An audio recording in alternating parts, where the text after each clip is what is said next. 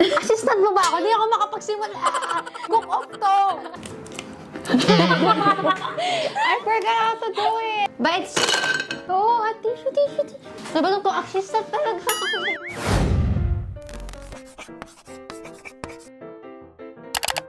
Hey guys, what's up? It's me, Princess. Hi, Nicole. And for today's video, we will be doing another sister cook-off. So in this video, hindi lang po isa ang gagawin namin recipe, kundi 4 recipe. Woo! Yeah, so take dalawa kami guys ng recipe, and at the end of the video, titignan natin kung sino ang nakagawa ng best recipe sa amin dalawa. I'm so excited to taste your, like, you know, What? your Oh, recipe. are you so excited? Really? Yes. I'm not really a competitive person. Oh, I'm looking forward to your recipe. Oh, just look forward, ha?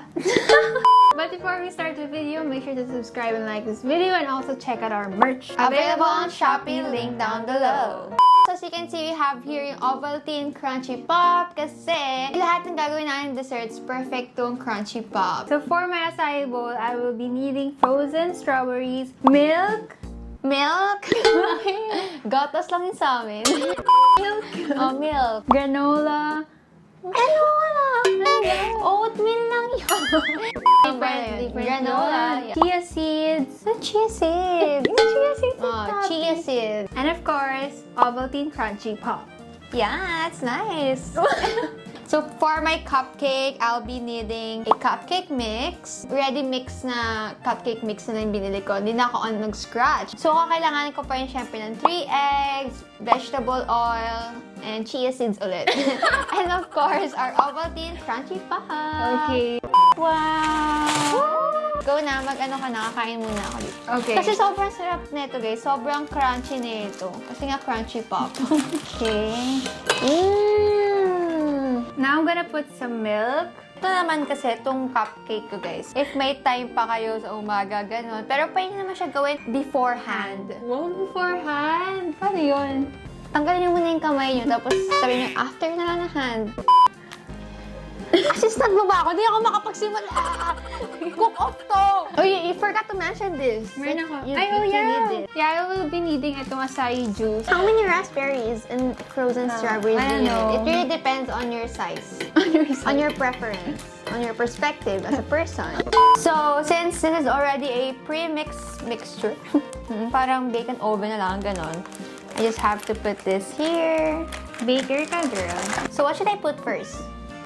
Arte! Hinugasan mo ba yan? Oo, I washed it Sobrang with linis. soap, with shampoo and conditioner. Ew! Where's that 1/3 here? 78. Oh, super oily naman yan. I'm not really sure what I'm doing here, but there we go. Okay, I'm gonna put my berry juice now. Why did you choose or chose? Why did you choose to choose? Wait, I'm going to put the oil. Hindi na tinulog. Bahala, cook off nga to, di ba? Can you open? Hey, cook off, bahala. Ate! Well, how many? 177. Uy, sabi tayo ano din. Next time mo kayo bumili ng measuring cup na may Chinese, hindi nyo maintindihan. Kailangan pa ng subtitle. So, I'll be putting the water. Oh, it's getting red! Ate, I will blend it na. Can you Yeah. make saksak? It's already saksak na. But it's...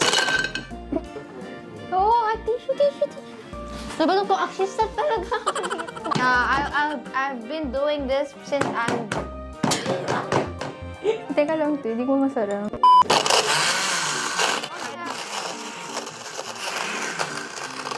Blended Frappuccino. You'll need... 3 eggs. 3 Open eggs. it with one hand. I know how to do that. Go. Walang mahuhulog. Walang mahuhulog.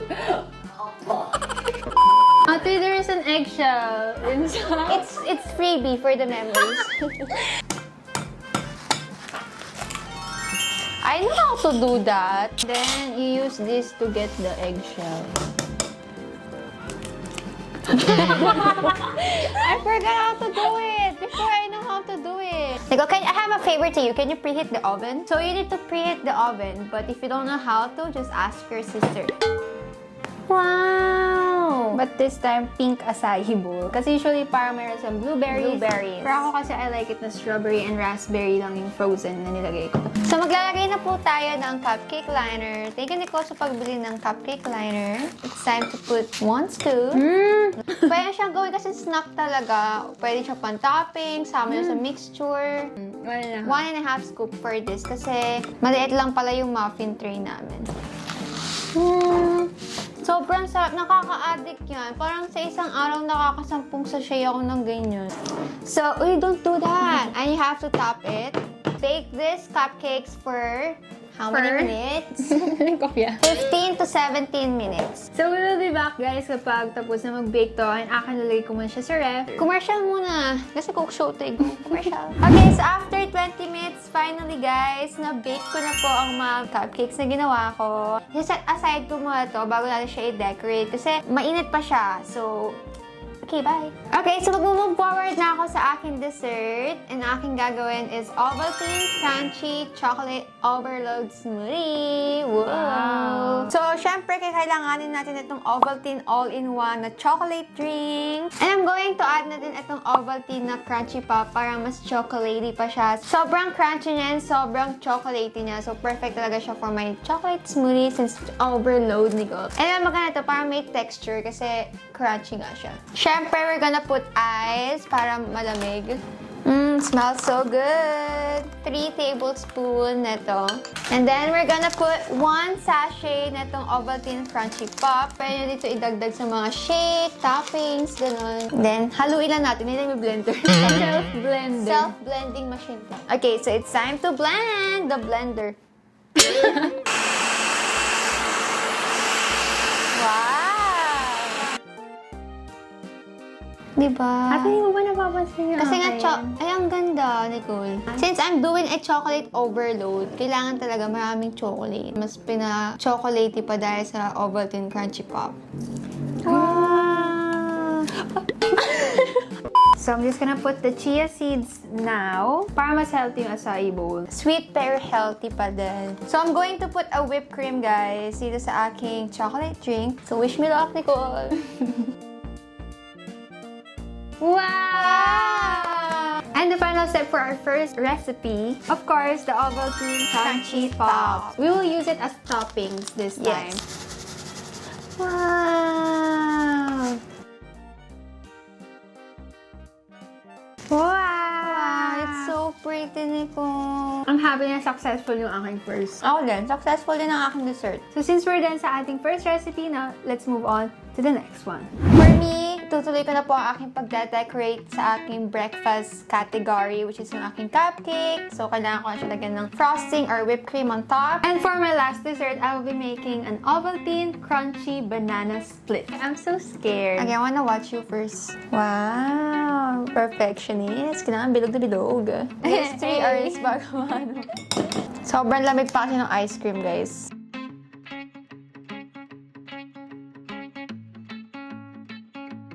So, I just have to press it on the center, then automatic na siya gaganon. Look.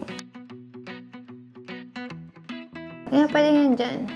Wow!